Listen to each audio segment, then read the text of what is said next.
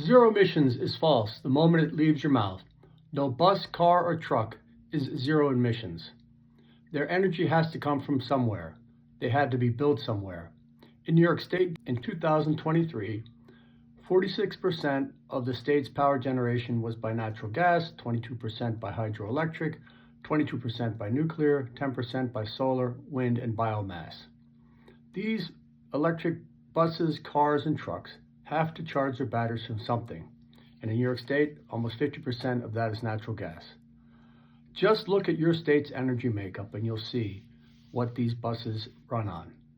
Not to mention all the CO2 used to make the concrete, electrical wires, turbines, blades, uranium, asphalt that needs to be amortized over the life of the power plant.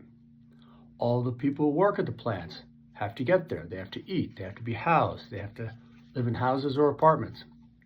All that requires carbon dioxide, and it all gets applied to the energy used by our buses. The entire marketing concept of zero emissions violates consumer protection laws of all 50 states and the federal government.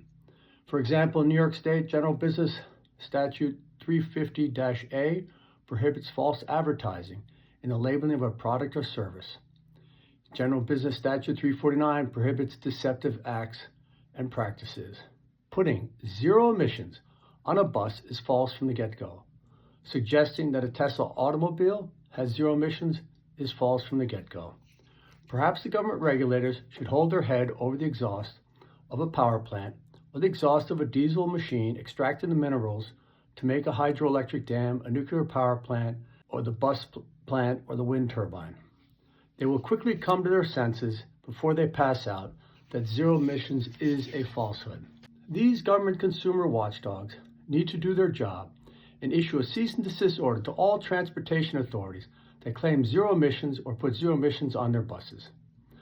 Most all human efforts require the burning of some carbon to be achieved.